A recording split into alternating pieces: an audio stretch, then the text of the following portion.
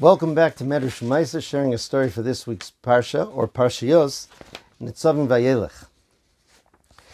Rav Yosef Yitzchak Schneerson Zatzal, the Frierdiker Rebbe of Chabad, brought in his writings a story that he heard about two sons of another one of the Lubavitch Rebbe's, one of his ancestors, the Rebbe Maharash.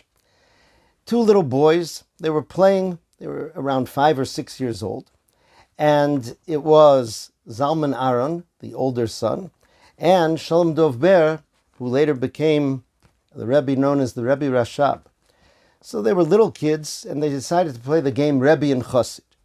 So they decided that Zalman would be the Rebbe, since he was the older brother, and Shalom Dovber would be the Chasid who came to him. And they played it all out as the way they had seen Hasidim come to their grandfather, the Rebbe the Tzemach Tzedek. The Chassid came before him and described his problems, and as they had seen the Tzemach Tzedek do, so Zalman, playing the Rebbe, put his head in his hands and put his head down, and then gave the young Chassid a heartfelt bracha. When they finished the game, so the young Rebbe Rashab told his brother, "You're not going to be a Rebbe." He said, "Why? What did I get wrong?" He said, "You were missing a very important ingredient that I always saw by our grandfather, the Tzemach Tzedek. When a Jew would come and tell him his problems, before giving him advice and giving him a bracha, he would first give a krechts.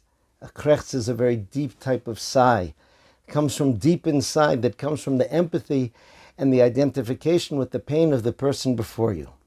He said that is an ingredient that was missing, and even as a little boy he knew that that was a key ingredient to being a leader of Am Yisrael. In this week's Parsha also we see the transition of leadership from Moshe Rabbeinu to Yoshua.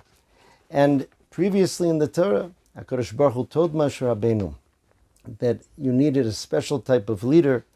It used the phrase Elokei HaRuchos. HaKadosh Baruch Hu is the God of all spirits, and Rashi explained a leader has to be able to be in tune, in touch, and feel, and work with the spirits of every single individual.